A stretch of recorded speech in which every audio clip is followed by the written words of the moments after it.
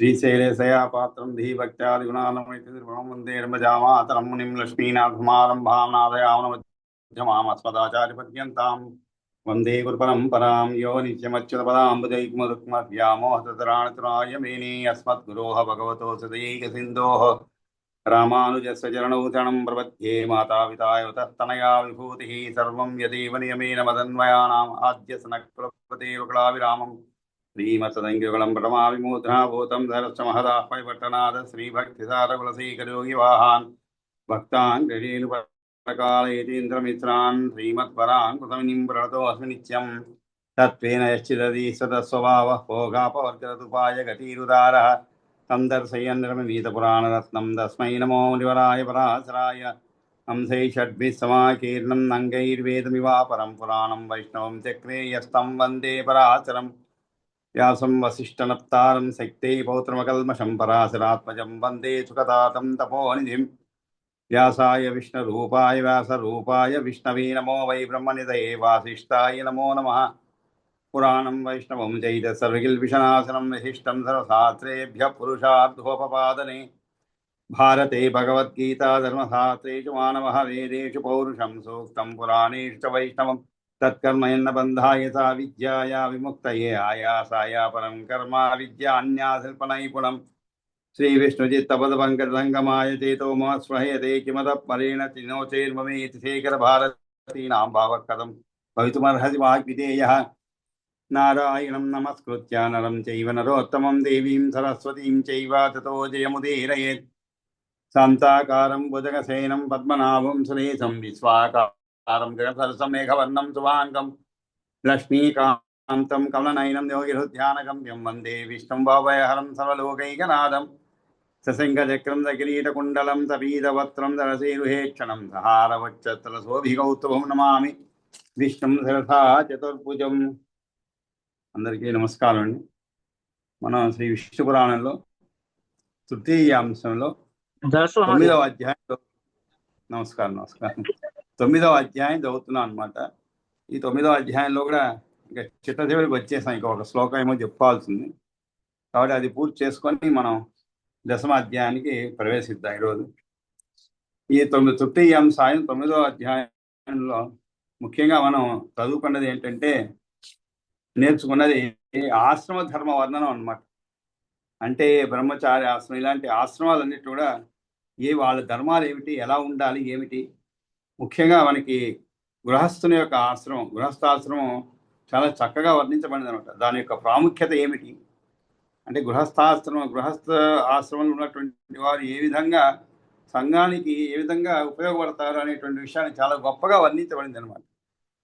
ఆ తర్వాత వానప్రస్థాశ్రమం కూడా వర్ణించబడింది.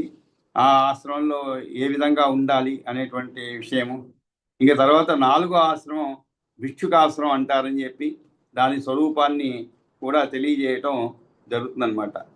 ఈ ఆశ్రమ వర్ణన అంతా కూడా మనకి ఎవరు తెలియజేస్తున్నాడంటే ఔర్వుడు సగరంతో చెప్తున్నాడు అనమాట ఇవన్నీ కూడా. కాబట్టి ఈ క్రమంలో మనం ఈ భిక్ష కోసమే ఇళ్లలో నిప్పు తల్లారితో ఏ సమయంలో భిక్షాటనకు పోవాలి, ఈ భిక్షు అనేటువంటి విషయం కూడా చాలా వివరంగా చెప్పబడింది అనమాట. అంతేకాకుండా ఈ 4వ ఆశ్రమం భిక్షుకాశ్రమం అంటారు. దాని స్వరూపాన్ని నేను వివరిస్తానని చెప్పి ముఖ్యంగా పుత్రులు, ద్రవ్యాలు, భార్య వీటి యందు అనురాగం విడిచిపెట్టాలి, మాత్సర్యం వదిలివేయాలి, అప్పుడు చతుర్థాశ్రమం శ్రీకారం చేయాలి అనమాట. ఇవన్నీ వదిలిపెట్టినప్పుడే చేయాలి. అంతేగాని వీటిపైన మమకారం ఉన్నప్పుడు, మాత్సర్యం వదిలివేయకుండా ఉన్నప్పుడు, ఇవన్నీ కూడా తనలో ఉన్నప్పుడు ఈ యొక్క 4వ ఆశ్రమానికి ప్రవేశించేందుకు అర్హుడు కాదనమాట.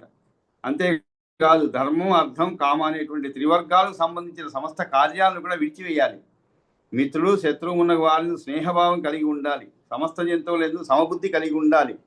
జరాయుజాలు, అండజాలు, స్వేదజాలు, ఉద్భిజాలు అనే 4 విధాల ప్రాణులపై కూడా మనస్సు, వాక్కు, శరీరం, కర్మల ద్వారా ఏ విధమైన హాని చేయకూడదు. ఒక గ్రామంలో ఒక రాత్రి ఉండాలి, పురం అయితే 5 రాత్రుల చొప్పున ఉండాలి. ఏ చోట కూడా ఎవరి యందు కూడా ప్రీతి కానీ ద్వేషం కానీ కలగకుండా మెలగాలి. ఇంకా భిక్ష కోసము ఏ సమయంలో వెళ్ళాలి అంటే, ఇండ్లలో నిప్పు చల్లారి తర్వాత జనాలు భోజనం చేశాక ప్రాణయాత్రగా ఆకలి తీర్చుకోవడానికి మాత్రమే ఉత్తమ వర్ణస్త్ర గృహాల్లో యాచిస్తూ పర్యటించాలి. ఇంకా చివరికి కామం, క్రోధం, అలాగే దర్పం, మోహం, లోభం ఉన్న దోషాలను పూర్తిగా విడిచిపెట్టి పరివ్రాజకుడు ఏ మమకారం అహంకారం లేనివాడుగా కావాలి. సర్వప్రాణులకు అభయం ఇచ్చి సంచరించేటువంటి మహామనీషి అయిన మునికి ఎక్కడ కూడా ఇతర ప్రాణుల నుంచి భయం అనేది ఏది ఉండదు. అభయం సర్వభూతేభ్యో దత్వా యశరతే ముని. యశరతే, చరతే అంటే ఎవరైతే సంచరిస్తారో అని అర్థం అనమాట. యశరతే అని అభయం సర్వభూతేభ్యో దత్వా అంటే సర్వప్రాణులకు కూడా అభయం ఇచ్చి. అభయం అంటే ఏమిటి? భయం లేదు అని అన్నమాట. అభయం ఇవ్వటం అంటే ఏమిటి? నీకు భయం లేదు, నీ దగ్గరికి ఎవరన్నా వచ్చారు ఏదో ఒక భయంతో వచ్చారు. భయం అంటే ఏదో ఒక విధమైనట్టు భయాలు ఉంటాయి కదా, చాలా రకాల భయాలు ఉంటాయి కదండి. మానసిక భయాలు ఉంటాయి కొన్ని, ముఖ్యంగా మానసిక భయాలే ఎక్కువ అనమాట. అంటే ఏదో మనకి అయిపోతుంది అనేటువంటి భయము, ఎవరి వల్ల హాని అనేటువంటి భయము, ఇటువంటి భయాలు ఉన్నప్పుడు వాళ్ళకి ఆ భయం అంటే ఏమిటి? నీవేం భయపడవద్దు. ఒకవేళ నిన్ను ఎవరన్నా శత్రువులు తరుముకున్నారనుకో, అభయం ఇస్తే ఏమిటి? ఖచ్చితంగా మన గయోపాఖ్యానంలో కూడా ఇటువంటిదే మనకు తెలుస్తుంది అనమాట. అర్జునుడి కొను కృష్ణుడికి అక్కడ ఏ విధమైనటువంటి సంవాదము, వారి మధ్య యుద్ధం జరిగేందుకు ఆయన కృష్ణుడు అభయం ఇస్తాడనమాట. ఇది ఒక కథ. కాబట్టి ఇలా చాలా సందర్భాల్లో మనకి పురాణాల్లో కానీ లేదు చరిత్రల్లో కానీ అభయం ఇచ్చి వారిని ఎలా కాపాడాలనే విషయం మనకి అందరికి కూడా తెలుసు. అదే అంటే అభయం అంటే భయం లేదు అని ఇవ్వడం అనమాట. అలా ఇచ్చి సంచరించే మహామనిషి ఎవరికి? సర్వప్రాణులకు కూడా. సర్వప్రాణులకు కూడా అభయం లేదని ఇచ్చి ఆ మహామనిషి అయిన మునికి ఎక్కడా కూడా ఇతర ప్రాణుల నుంచి భయం అనేది ఉండదనమాట అటువంటి వారికి. ఆ తరువాత మోక్షాశ్రమం కృత్వా అగ్నిహోత్రం స్వశరీరస్థం. ఇంకా ఏ విధంగా తన శరీరంలో ఉన్నటువంటి అగ్ని ఏదైతే ఉందో తన శరీరంలో ఉండినట్లుగా మంత్రాలతో ఆవాహన చేసుకొని నిలుపుకొని ప్రాజాపత్రి ఇచ్చిన తర్వాత తన యందు అగ్నులను ఉంచుకొని భిక్షారూపములైన ఆవిస్తులతో హోమకుండం స్థానంలో ఉన్న తనదైన నోటి యందు శారీరం అంటే ప్రాణాలతో కూడిన జఠరము కడుపులోని అగ్నిని ఉద్దేశించి చితాగ్నితో జాటలాగ్ని ఏ భుజించుతున్నది నేను కాదు అని చితా అంటే చైతన్యం అనే అగ్నితో అనుసంధానం తలుచుకోవడం చేసుకుంటూ ఎవడు హోమం చేస్తున్నాడో అతడు మామూలుగా మనకి హోమం అంటే ఏమిటండి? బయట చేసేది యజ్ఞయాగాలు చేసి హోమం చేస్తామని. కానీ ఇక్కడ తమాషా హోమం ఏంటంటే మన శరీరం లోపల ఉన్నటువంటి ఆ జఠరాగ్నికి హవిస్సును అందించడం. అది ఎలా హవిస్సు అంటే ఏమిటి? మనం తీసుకునేటువంటి ఆహారాన్ని హవిస్సు అనమాట. మరి అది ఏ విధంగా? నోటి ద్వారా అనమాట. నోరు అనేటువంటి హవిస్సులతో హోమకుండం స్థానంలో ఉన్నటువంటి నోటి యందు భిక్షారూపమై హవిస్సులతో అన్నమాట. కాబట్టి ఆ విధంగా చేసినటువంటి అతనికి చేరేవారు చేరే లోకాలకు ఏ లోకాలకు? విప్రుడు అగ్నిహోత్రం చేసేవారు చేరే లోకాలకు వెళతారనమాట. ఇంకా చివరి శ్లోకంగా మనకి మోక్షాశ్రమం యశ్చరతే యథోక్తం శుచి స్వసంకల్పిత బుద్ధియుక్త అనిందనం జ్యోతిరివ ప్రశాంత స బ్రహ్మలోకం జయతి విజాతి. ఇంక చివరి శ్లోకం చాలా గొప్ప శ్లోకం. ఎందుకంటే బ్రహ్మము కంటే కూడా భిన్నమైనది మిథ్య అని సమస్త జగత్తు భగవంతుని అంశ అని భావించి స్వీయ సంకల్పంతో బుద్ధియోగం అలవర్చుకొని పవిత్రుడై మోక్షాశ్రమంలో పైన చెప్పబడిన రీతిగా సంచరిస్తూ ఉంటాడో అటువంటి జిజాతుడు ఇంధనం లేని అగ్నిలా శాంతుడై, ఇంధనం లేనటువంటి అగ్ని. ఇంధనం అంటే ఏమిటి? ఫ్యూయల్. అంటే మనం మామూలుగా అగ్ని ఎలా మండుతుందండి? దానికి ఏదైనా అందిస్తూ ఉండాలి. కిరోసినో పెట్రోలో లేదంటే హోమం అనుకోండి, దానికి వేస్తూ ఉంటారు, ఆజ్యం పోస్తూ ఉంటారు, అదేవిధంగా సమిధలు వేస్తూ ఉంటారు. కాబట్టి ఇవన్నీ లేనటువంటి అగ్ని, ఆ విధంగా ద్విజాతుడు ఈ ఇంధనం లేనటువంటి అగ్నిలా శాంతుడై బ్రహ్మలోకాన్ని కూడా జయిస్తాడు. ఇంధనం లేకపోతే అగ్ని ఏముంటుందంటే ఏముండదు, శాంతంగా ఉంటుంది. కాబట్టి ఇప్పుడు ఆశ్రమ ధర్మాలను లోటు కలగకుండా పాటించినప్పుడు కలిగేటువంటి గొప్ప ఫలాన్ని తెలియజేస్తున్నామంటే ఈ శ్లోకం ద్వారా. మోక్షాశ్రమం యహా చరతే యథా ఉక్తం అంటే ఏమిటి? విశ్వం అనే బుద్ధితో కూడిన వాడి బ్రహ్మయే లోకము దానిని అనింధనము అంటే పొగలేనిది. యథా విధూమం జ్యోతి ఎట్లాగైతే పొగలోని జ్యోతియో అగ్నియో అని శృతి చెప్తున్నారు. కాబట్టి ద్విజాతిరితి అంటే ఏమిటి? ముందు శ్లోకం చెప్పిన విప్రుని గురించి చెప్పడం అనమాట. చివరిదైనటువంటి సన్యాసాశ్రమంలోనికి ప్రవేశించుట, బాహుజులు క్షత్రియులు, ఊరుజులు అంటే వైశ్యులకును లేదు. ఇది ఎప్పుడైనా ఇంతే. ముఖజులు బ్రాహ్మణులకు మాత్రమే సన్యాసం స్వీకరించడం ఉన్నది అని స్వయంభూ అయిన చతుర్ముఖ బ్రహ్మ చెప్పినాడని దత్తాత్రేయుని సూక్తి ఉన్నది అనమాట. కాబట్టి ఇది ఒక గొప్ప విషయం ఏంటంటే, చివరిది అయినటువంటి సన్యాసాస్త్రంలోనికి ప్రవేశించడానికి బాహుజులు అంటే ఏంటి? భుజం నుండి పుట్టేటువంటి వారు. ఎవరు? క్షత్రియులు. అందుకే వారికి బాహుబలం ఎక్కువ ఉంటుందన్నమాట. అందుకే రాజ్యాధికారాన్ని ఎప్పుడు పరిపాలించే అధికారం వాళ్ళకు ఉంటుంది, రాజ్యానికి. తర్వాత ఊరుజులు అంటే ఏమిటి? వైశ్యులకు అనమాట. ఈ ఇరువురికి కూడా, క్షత్రులకి ఊరుజులకి కూడా ఏమి లేదు, సన్యాసాశ్రమంలోకి ప్రవేశించడం లేదు చివరిలో. ఇది ఎప్పుడైనా ఇంతే అనమాట. మరి ఎవరికి ఉన్నది? ముఖజులు. ముఖ అంటే బ్రహ్మ యొక్క ముఖం నుండి పుట్టినట్టుంటారు. ఎవరు? బ్రాహ్మణులు. వాళ్ళకి మాత్రమే సన్యాసం స్వీకరించడం ఉన్నది అని చెప్పబడిన స్వయంభూ అయిన చతుర్ముఖ బ్రహ్మ చెప్పినాడు అనమాట. అని దత్తాత్రేయుని సూక్తి ఉన్నది. కాబట్టి బ్రాహ్మణుడు తనదైన ఇంటి నుండి బయలుదేరి సన్యాసం ఉత్తుకొని వెళ్ళిపోవాలి అని యమస్మృతి, సంవర్తి స్మృతి, బోధాయన స్మృతుల్లో తేటతల్లం చేయబడిన వల్ల కూడా, అంటే ఏమిటి? సన్యాసాన్ని పుచ్చుకొని వెళ్ళిపోవాలి బ్రాహ్మణుడు తనదైన ఇంటి నుండి. అంటే అన్నీ అయిపోయిన తర్వాత, బాధ్యతలన్నీ అయిపోయిన తర్వాత అండి, ముందే కాదు.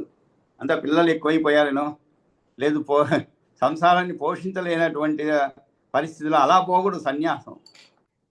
అలా పోతే, ఈ మధ్య ఒక సింహాచలం ఆయన చెప్తుంటారు ప్రవచనం, ఆయన చెప్తుంటారు అనమాట, అలా పోతే సన్యాసి అంటారట. సన్యాసి అనరు ఆయన్ని. అంటే భయపడి సంసారాన్ని చేయలేకుండా పోయిన అతన్ని సన్యాసి అంటారు, సన్యాసి కాదని చాలా చమత్కారంగా చెప్పాడనమాట. అంతే కదండి. మరి ఎవరైనా పోషించగలిగే విధంగానే సంసారాన్ని కనాలి. పోనీ కన్నావు అనుకో, వాళ్ళు ఏదో విధంగా పోషించాలి, అంతేగాని భయపడి వాళ్ళని నట్టేట్లో ముంచి పోకూడదు కదా. నట్టేట్లో ముంచి పోవడం అనేది సన్యాసులు చేసే పని. మరి సన్యాసి ఎవరు? అన్నీ అయిపోయిన తర్వాత, బాధ్యతలన్నీ అయిపోయిన తర్వాత చక్కగా నిర్వర్తించి తన బాధ్యతలను, ఇంకా అందరూ కూడా తాను లేకపోయినా కూడా ఎవరికి ఎటువంటి ఇబ్బంది కలగదు అనేటువంటి ఒక పరిస్థితుల్లో తాను మనస్సును దృఢపరుచుకొని వెళ్ళాలన్నమాట. అది నిజమైనటువంటి సన్యాసం. అది కూడా ఎవరికి? ఒక బ్రాహ్మడికి అని చెప్పారండి. అది కూడా ఒక బ్రాహ్మణుడే. మిగిలిన వారికి ఎవరికి సన్యాసం పుచ్చుకునే యోగ్యత లేదని చెప్తున్నాడు ఇక్కడ. అటు వైశ్యులకు కానీ, ఇటు క్షత్రులకు కానీ ఎవరికీ లేదు.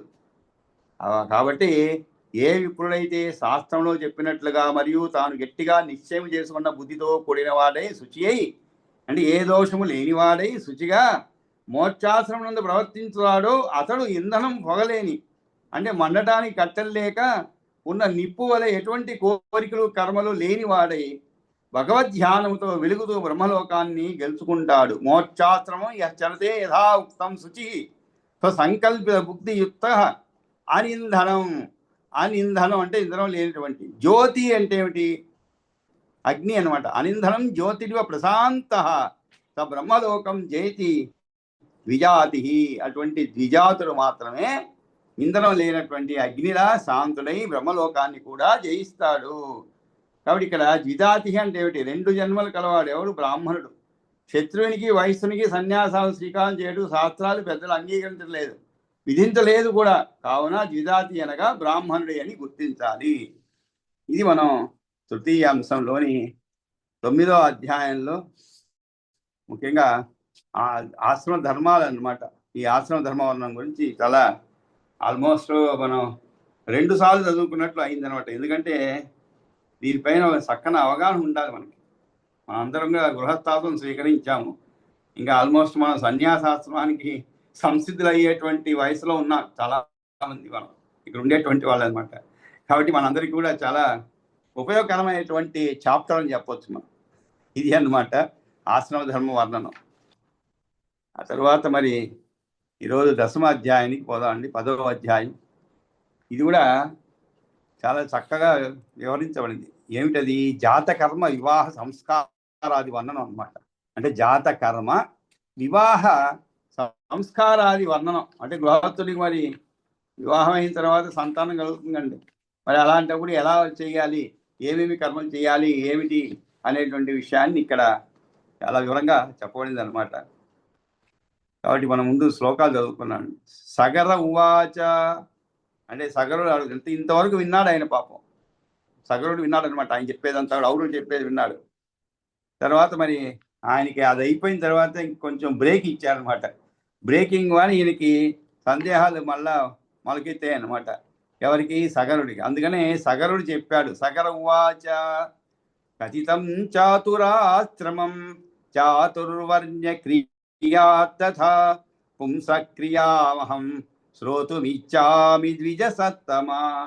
కథితం చాతురాత్రమ్యం చాతుర్వర్ణ్య క్రియా తథా పుంసః క్రియామహం శ్రోతుమిచ్చామి ద్విజసత్తమా.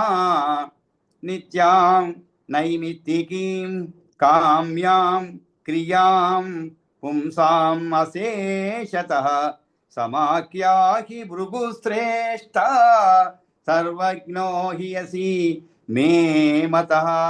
నిత్యాం నైమిత్తికీం కామ్యాం క్రియాం పుంసామశేషతః సమాఖ్యాహి భృగుశ్రేష్ఠ సర్వజ్ఞో హి యసి మే మతః.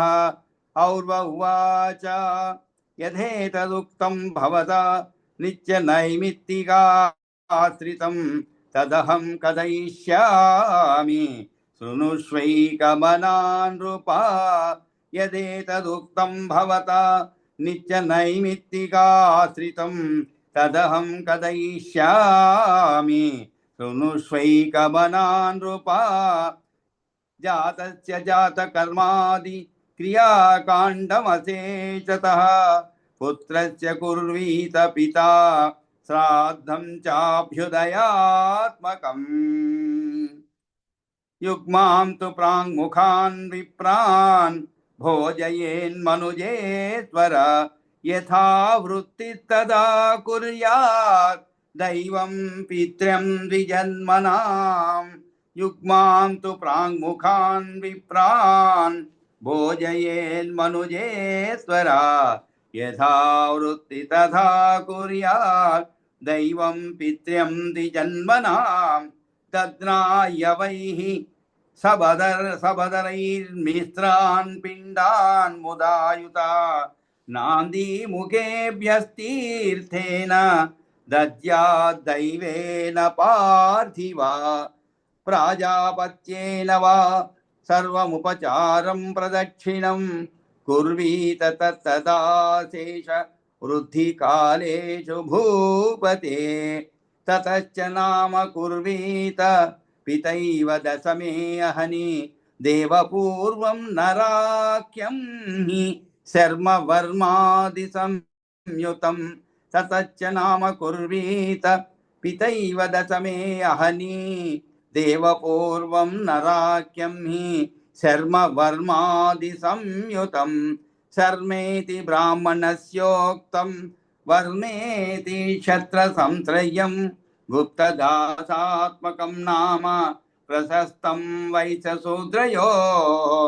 నార్థహీనం న చాసక్తం నార్థహీనం న చాసస్తం నా అపశబ్దయుతం తథా నామంగళ్యం జుగుప్సం వా నామ కుర్యా సమాక్షరం. నార్థహీనం న చాసస్తం నాపశబ్దయుతం తథా నామంగళ్యం జుగుప్సం వా నామ కుర్యా సమాక్షరం.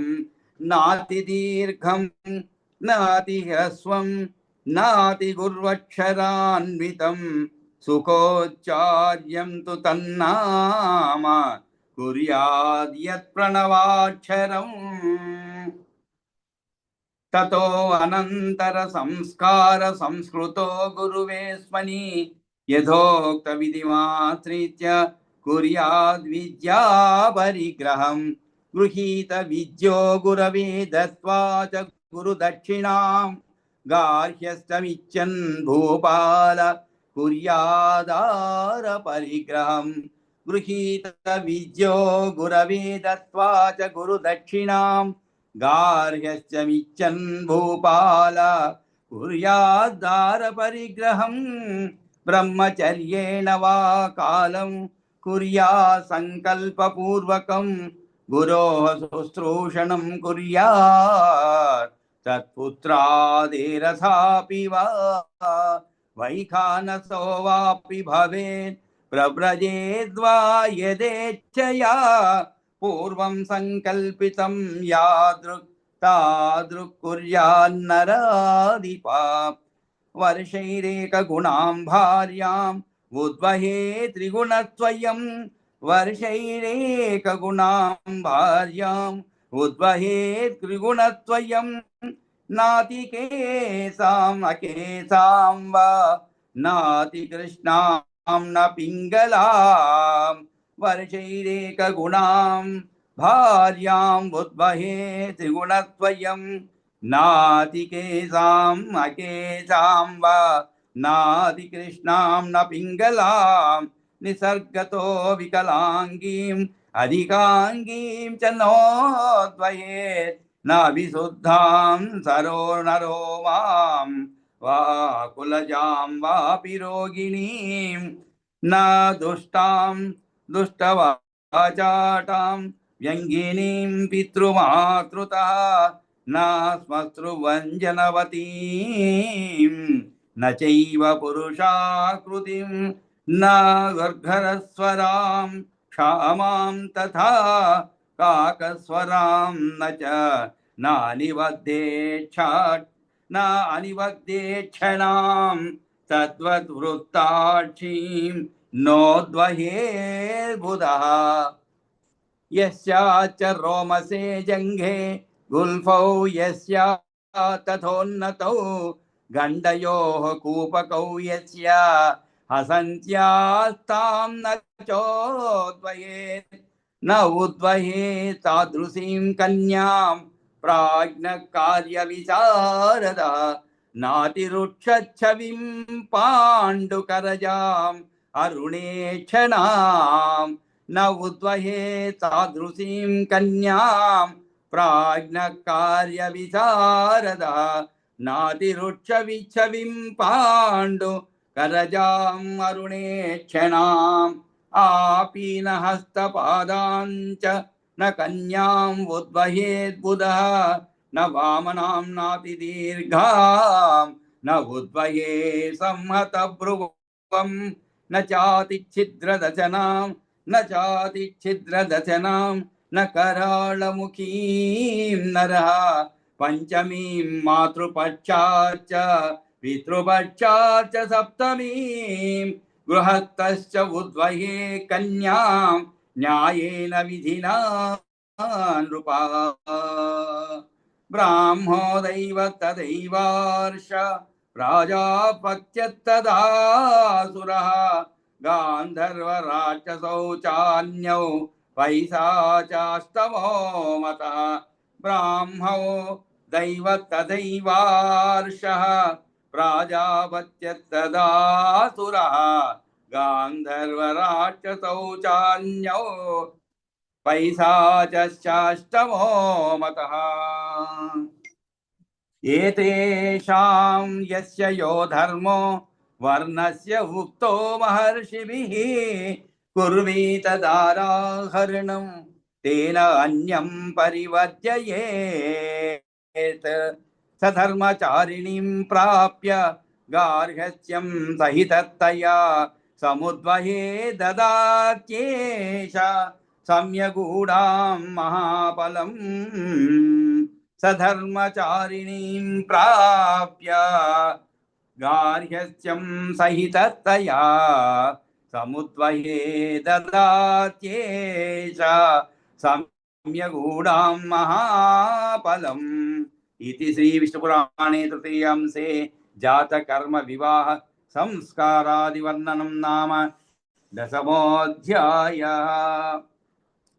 కాబట్టి ఇక్కడ జాతకర్మ తర్వాత వివాహ సంస్కారాది వర్ణనం ఇంకా ఒక ముఖ్య విషయం దీంట్లో ఏంటంటే వివాహం చేసుకోదలిచిన వారు ఎటువంటి కన్యను స్వీకరించాలి అంటే ఆమెలో ఉండదగినటువంటి లక్షణాలు ఉండతగినటువంటి లక్షణాలు రెండు కూడా చెప్పబడింది అనమాట. ఏవి లక్షణాలు ఏమిటనేది మనం ఆ శ్లోకాలలో నేర్చుకుందాం. కాబట్టి మనం ఎవరన్నా పెళ్లి చూపులు పోయినప్పుడు ఈ శ్లోకాలు మనం జ్ఞాపకం పెట్టుకోవాల్సి వస్తుంది అనమాట. మన అబ్బాయికి అమ్మాయిని చూసేందుకు పోయినప్పుడు ఈ శ్లోకాలు జ్ఞాపకం పెట్టుకుంటే అబ్బాయికి దొరకరు అమ్మాయి. ఎందుకంటే అటువంటి కఠినమైనటువంటి నియమాలు పెట్టబడింది ఇక్కడ. అమ్మాయి ఎలా ఉండాలి, కన్య ఎలా ఉండాలి, స్వీకరించేందుకు భారీగా స్వీకరించేందుకు ఎలా ఉండాలి అనేటువంటి విషయాలు చాలా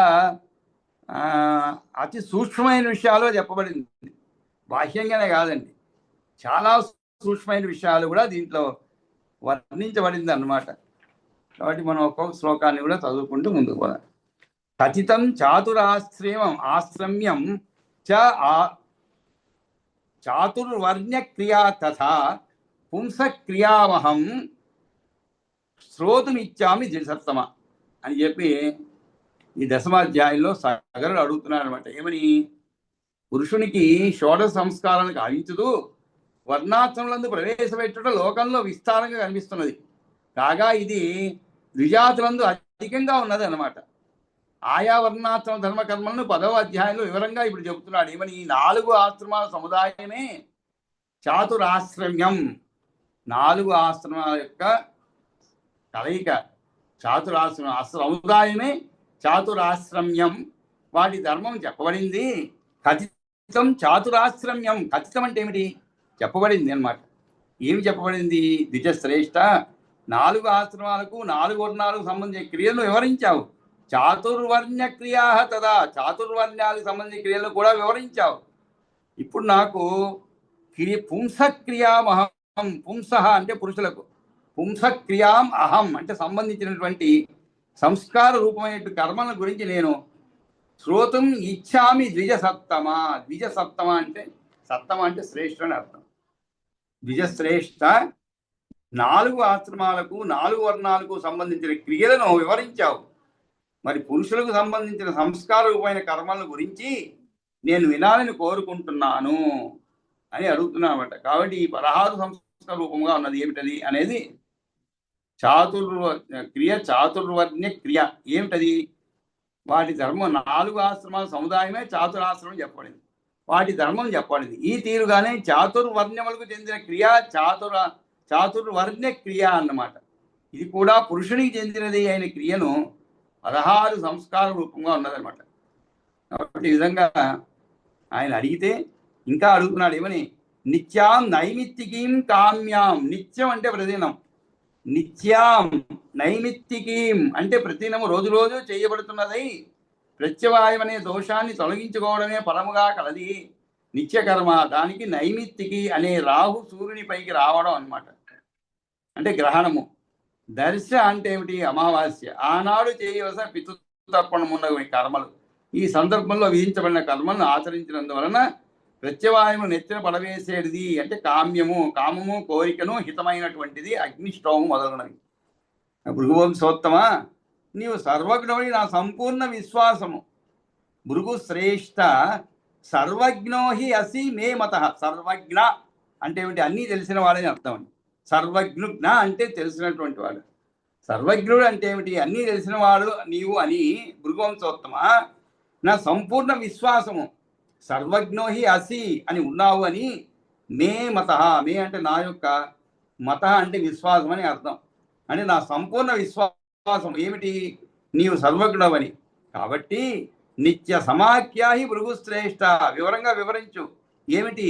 నిత్యాం నైమిత్తికీం కామ్యాం. పురుషుల నిత్య కర్మలు, నైమిత్తిక కర్మలు, కామ్యకర్మలు పూర్తిగా నాకు వివరించు. పుంసాం అశేషత అని అడిగాడు మరి సగరుడు. అప్పుడు ఔరుడు చెప్తున్నాడు. ఏమని? యథా యదేతదుక్తం యదేతదుక్తం. నరపాల, నీవు అడిగిన మానవుల నిత్య నైమిత్తిక కర్మ సంబంధించిన విషయమంతా నేను తెలియజేస్తాను. నిత్య నైమిత్తిక ఆశ్రితం తదహం కథయిష్యామి.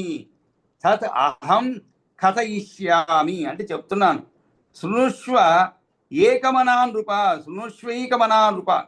శృణుష్వ ఏకమన. ఏకమన అంటే ఒకటే మనస్సు. అంటే ఆలోచన వేరేది ఉండకూడదు అనమాట. అంటే ముందే కండిషన్ పెడుతున్నాడు. కొంతమంది ఉంటారు ఏదో ఉత్సాహంగా అడుగుతారండి. ఈ మధ్య ఒక గుడికి పోయాను అనమాట, మా బంధువులతో పాటు గుడికి పోయాను. పాప అక్కడ ఉన్నటువంటి, అంటే నాకు కొంత విషయం తెలుసు ఆ గుడి ఏమిటి, ఆ ఉన్నటువంటి విగ్రహం ఎవరిది ఏమిటని. అప్పుడు నాతో వచ్చినటువంటి ఆయన ఉత్సాహంగా ఆయన అడిగాడు పూజారిని, ఏమిటంటే ఇక్కడ స్థల పురాణం ఏమిటి అని. స్థల పురాణం అంటారు. అంటే ఆ అక్కడ నెలకొని ఉన్నటువంటి ఆ యొక్క ప్రదేశం యొక్క పవిత్రత, వాటి పురాణం, దాని గురించి పురాణాల యొక్క అని అడిగాడు అనమాట. అడిగితే ఆయన పాపం చాలా ఉత్సాహంగా, ఎవరు అడిగి ఉండరు, చాలా ఉత్సాహంగా చెప్పడం ప్రారంభించాడు అనమాట. ఇంతలోపల ఈయన నమస్కారం పెట్టి వెనక్కి తిరిగి రాబోయాడు. అని పిలిచాడు. ఆయన వెనక్కి పిలిచి, అయ్యా మీరు ఏదో తెలుసుకోవాలని ఉత్సాహంగా అడిగారు, అడిగిన వాళ్ళకి పూర్తిగా చెప్పడం నాకెంతో సంతోషకరం. నేను ప్రారంభించాను, అప్పుడే మీరు వెళ్ళిపోతుంటే అర్థం ఏమిటి? అంత ఓపిక లేని వాళ్ళు ఎందుకు అడిగారు? 4 చివాట్లు వేసి పెట్టాను. అందుకనే ఇక్కడ ముందుగానే కండిషన్ పెడుతున్నారు. ఏమి కండిషను? ఏకమనాథుడు అంటే నేను చెప్తాను, నాకేం చెప్పేందుకు ఏమి ఇది లేదు.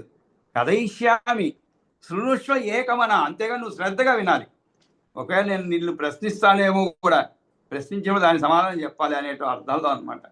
అంటే ఒక కండిషన్ పెట్టాడు, శృణుష్వ ఏకమన, ఏకాగ్రత వినాలి. అలాగైతే నేను చెప్తాను, అంతేగాని ఏదో సరదాకి నువ్వు అడగడం, సరదాకి నేను చెప్పడం కాదు. ఇక్కడ సీరియస్గా చెప్తాను విను అని ఔరుడు వాచ్, ఔరుడు చెప్పాడు అనమాట. ఏమని చెప్పాడు? జాతస్య జాతకర్మాది క్రియాకాండం అశేషత పుత్రస్య కుర్వీత పిత శ్రాద్ధం చ అభ్యుదయాత్మకం. ఇక్కడ జాతస్య అంటే పుట్టిన పిల్లవానికి అని అర్థం. జాతస్య, జాత కర్మ అంటే పుట్టగానే చేయవలసిన సంస్కార రూపమైన కర్మ. ఆది క్రియాకాండం అంటే మొట్టమొదటిసారి చేయవలసిన క్రియల కాండము. పుట్టుటకు ముందు కాలంలోని గర్భాధానము, పుంసవనము మొదలైన క్రియ సముదాయమును తండ్రి చేయవలని అర్థం అన్నమాట. ఇది ఇట్లా చెప్పబడింది. పుట్టుటకు ముందు కాలంలోని గర్భాధానము, పుంసవనం మొదలైన క్రియ సముదాయం అంటే స్త్రీ ముట్టు స్నానం చేసిన పిమ్మట గర్భము వేసబెట్టుట, పురుషుడు పుట్టుట కొరకు భగవద్ ఆరాధన చేయడము, పిల్లవాడు తల్లి కడుపులో నుండి బయటకు వచ్చి బాహ్య పరిస్థితులకు తగినట్లు ఏడవడానికంటే ముందు అని అనమాట. అంటే పిల్లవాడు తల్లి కడుపులో నుంచి లోకమునందు అడుగు పెట్టిన వెంటనే తండ్రి జాతకర్మ మొదలైన క్రియాకాండం అంతటిని మరియు పుత్రునికి అభ్యుదయం కలుగునట్లు పితరులు ఆశీర్వదించడానికి అభ్యుదయ శ్రాద్ధమును ఆచరించాలన్నమాట. ఆయనకి తన యొక్క ఆశీస్సులే కాదు, ఇంకా తనకంటే ముందు తరం వాళ్ళు ఉన్నారు పితరులు, వాళ్ళ ఆశీస్సులు. అంటే ఒకవేళ ఈ పుట్టిన వారికి తాత ముత్తాతలు వాళ్ళ ఆశీస్సులు కూడా పొందే విధంగా అభివృద్ధి రూపమైనటువంటి శ్రాద్ధం నిర్వర్తించాలి. ఆ తర్వాత యుగ్మాంస్తు ప్రాంగ్ముఖాన్, యుగ్మాంస్తు ప్రాంగ్ముఖాన్ విప్రాన్ భోజయేద్ మనుజేశ్వర యథావృష్టి తదా కుర్యా దైవం పిత్రం ద్విజన్మనాం. ఇంకా ఏం చేయాలి? మానవేశ్వర ద్విజన్మనాం యథావృత్తి ప్రాంగ్ముఖాన్ విప్రాన్ భోజయేద్ మనుజేశ్వర, మనుజ ఈశ్వర అని సంబోధన అన్నమాట. ఇక్కడ ఔరుడు సంబోధిస్తున్నాడు ఈ విధంగా. మానవేశ్వర తూర్పు దిక్కుగా, ప్రాంగ్ ముఖాన్ అంటే తూర్పు దిక్కు అనమాట. ముఖాన్ అంటే దిక్కుగానే అర్థం. ప్రాంగ్ ముఖాన్ అంటే తూర్పు దిక్కుగా విప్రాన్ బ్రాహ్మణులను భోజయేన్ మనుజేశ్వర విప్రాన్ ప్రాంగ్ ముఖాన్ ఎలాగా? యుగ్మాంస్తు, యుగ్మ అంటే జంటండి, జంటలుగా విప్రులను కూర్చోబెట్టి భోజనం పెట్టాలన్నమాట. ద్విజన్మల ఆచారాన్ని అనుసరించి దైవ కార్యం పితృకార్యం చేయాలి. ద్విజన్మన అంటే బ్రాహ్మణులకు యథావృత్తి అంటే తన జీవన ఉపాధికి తగినట్లు, అంటే శక్తి ఉన్నంతలో దైవం దేవునికి సంబంధించిన కర్మ, పితరులకు సంబంధించిన కర్మ చేయాలి. దైవం అంటే ఏమిటి? దేవతలకు సంబంధించిన, దేవుడికి సంబంధించిన. పితృం అంటే పితృకార్యం అనమాట, పితరులకు సంబంధించిన కర్మ చేయాలి. అభ్యుదయ శ్రాద్ధం గురించి చెప్పిన విశేషం ప్రకారంగా ప్రదక్షిణలు చేయుట, తగిన రీతిలో అర్ఘ్యపాత్యం మర్యాద గావించే రూపంలో దైవ పిత్ర శ్రాద్ధ కర్మను ఆచరించాలి అని అర్థం అనమాట. కాబట్టి ఓ మనుజేశ్వర ఇద్దరిద్దరు చొప్పున బ్రాహ్మణులు తూర్పు వైపు ముఖమును ఉన్నట్లు కూర్చోబెట్టి భుజింపజేయాలి. తన వృత్తి బ్రతుకు తెరువు ఉన్నంత రీతిలో దైవ పూజ, పితరుల పూజలను ఆచరించాలి అన్నమాట. దద్నా యవై స బదరైర్ మిశ్రాన్, దద్నా యవై స బదరై మిశ్రాన్ పిండాన్ ముదాయుత. ఇప్పుడు అభ్యుదయ శ్రాద్ధాన్ని గురించి చెప్తున్నానట. దద్నా ఇది అంటే దైవేన చేతి కొలతో వేళ్ల మీదుగా. దద్నా అంటే ఎలా? రాజా పెరుగు, యవలు, రేగు పండ్లతో కలిపి చేసిన పిండాలను దద్నా యవైహి స బదరైహి మిశ్రాన్. మిశ్రా అంటే కలిపినటువంటి. ఏమి కలిపినా?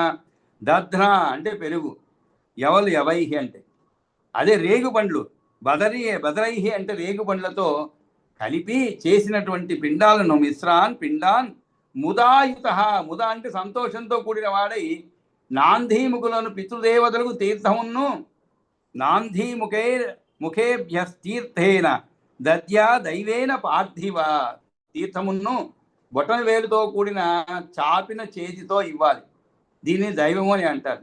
ఆబ్దిక శ్రాద్ధాల్లో 4 వేళ్ళు ముడిచి బొటన వేలను చాపి పిండమును పెడతారనమాట. తిలతర్పణం చేస్తారు. అభ్యుదయ శ్రాద్ధంలో నువ్వులకు చోటు లేదు. అంటే శ్రాద్ధాల రకాలు ఉన్నాయి. అభ్యుదయ శ్రాద్ధం అంటే ఏమిటి? తన అభివృద్ధి గాంచి చేసుకునేటువంటిది అనమాట పితృలకు. అది ఎలా చేయాలి అనేది ఇక్కడ చెప్పాడు. ఏమని? పెరుగు ఎవలు రేగు పండ్లతో కలిపి చేసిన పిండాలను సంతోషంతో కూడిన వాడే. చూడండి, ప్రతి పదాన్ని కూడా వివరంగా చెప్తున్నాడు. సంతోషంతో. అబ్బాయి ఎందుకు ఈ కర్మ వచ్చిందా అనుకోకుండా, ఏంటి శ్రాద్ధాలు పిండాలు ఇవన్నీ కూడా, దీనివల్ల ఏం ప్రయోజనం అని ఆలోచించకుండా చాలా సంతోషంగా ముదా యుత, యుత అంటే కలిసిన వాడై ఆనందంగా నాందీముఖేభ్య తీర్థేన, నాందీముఖై తీర్థేన అంటే ఏమిటి? పితృ తీర్థమును ఎలా ఇవ్వాలి? అది నాందీముఖులను పితృదేవతలకు తీర్థమును ఎలాగది? బొటన వేలుతో కూడిన చాపిన చేతితో ఇవ్వాలి. బొటన వేలుతో కూడిన చాపిన చేతితో ఇవ్వాలి. దీన్ని దైవమని అంటారు. ఆబ్దిక శ్రాద్ధాలు అయితే 4 వేళ్ళు ముడిచి బొటన వేలును చాపి పిండమును పెడతారన్నమాట. తిలతర్పణము చేస్తారు. ఈ విధంగా ఒక్కొక్క పద్ధతి ఉంటుందండి. ఒక్కొక్క దానికి ఒక పద్ధతి ఉంటుంది. మామూలుగా దైవకాన్ని నిర్ణయించే, మామూలుగా శ్రాద్ధాలు పెట్టేటప్పుడు, మంత్రాలు చదివేటప్పుడుగా మీరు గమనించి ఉంటారనమాట. అంటే మామూలుగా జంధ్యాన్ని కూడా ప్రాచీన విద్య అంటుంటారు. అంటే ఏమిటి? మామూలుగా వేసుకునే విధానం కాకుండా ఎడమ వైపు నుంచి వేసుకుంటాము, కుడివైపు మారుస్తూ ఉంటారనమాట. అంటే పితృదేవతలకు వాళ్ళకి తర్పణాలు వదిలినప్పుడు ప్రాచీన వీతి అంటారు, అలా వేసుకోవాలి. మామూలుగా వేసుకున్నప్పుడు ఉపవీతి అంటారు. ఉపవీతి అంటే ఏమిటి? మామూలుగా ఎలా ధరిస్తారు. ఈ విధంగా ఏ కర్మ చేసేటప్పుడు దానికి సంబంధించిన విధంగా చెయ్యాలన్నమాట. అదే ఆచారం, అదే ధర్మం, అలాగే చెయ్యాలి అనమాట. ఆ తర్వాత దధ్నాయవై సబదరై మిశ్రాన్ పిండాన్ ముదాయుత నాందీముఖేభ్యస్తీర్థేన దద్యాద్ దైవేన పార్థివ. ఆ తర్వాత ఏం చేయాలి? ప్రాజాపత్యేన వా సర్వం ఉపచారం ప్రదక్షిణం కుర్వీత తత్తదా అశేష వృద్ధి కాలేషు భూపతే. ఓ ధరణీపతి. భూపతే అంటే ఏమిటి? ధరణీపతి. ధరణి అంటే భూమి, భూ అంటే భూమి, పతి అంటే భర్త అని అర్థం. భూపతే అంటే ధరణీపతి లేదా ప్రాజపత్య తీర్థంలా కనిష్ఠిక మొదలు నుంచి నిర్వహిస్తూ సమస్తమైన ఉపచారాలను చేస్తూ ప్రదక్షిణంగా కావిస్తూ సర్వవృద్ధి కాలాల్లోనూ వృద్ధి కర్మ ఆచరించాలి. ప్రాజాపత్యం అంటే ఏమిటి? ప్రాజాపత్యముతో అంటే చిటికన వేలు అడుగు భాగముతో, అదే చెప్పబడింది. కనిష్టాదేశని అంగుష్ట మూలములతో సంబంధము కలవి మరియు చాపిన అరచేయితో సంబంధం ఉన్నది ప్రజాపతి పితృ బ్రహ్మ దేవతీర్థములు అని అశేష వృద్ధి కాలం ఎందు అనగా కూతురు కుమారుల వివాహ సమయములందు అని ఇంకా చెప్పబోయే వేళల్లో అంటే గృహస్థులు చేయవలసిన కర్మలు వాటి ఇవన్నీ కూడా. అంటే కుమారుడు జన్మించాడు, అతని జాతకర్మలు ఎలా నిర్వహించాలి ఏమిటి అని చెప్తున్నాడు అనమాట. ఉపచారములన్నీ ప్రాజాపత్య పద్ధతిలో కొనసాగించాలి, ప్రదక్షిణము చేయాలి. ఈ విధమైన అభ్యుదయ శ్రాద్ధం ఇంటిలో జరిగే వృద్ధి కలిగే శుభకార్యాలకు ముందు ఆచరించాలి అని చెప్పబడింది అనమాట. ఆ తర్వాత ఏం చేయాలి? నామకరణం చేయాలి. ఎలా చేయాలి నామకరణం? తతశ్చ నామ కుర్వీత పితైవ దశమే అహని అంటే అటు తర్వాత 10వ రోజున తండ్రియే నామకరణం చేయాలన్నమాట. 10వ దినము గడిచిన తరువాత అని వాక్యాన్ని జాతాశౌచం ముగిసిన తరువాత అనడానికి గుర్తు అన్నమాట.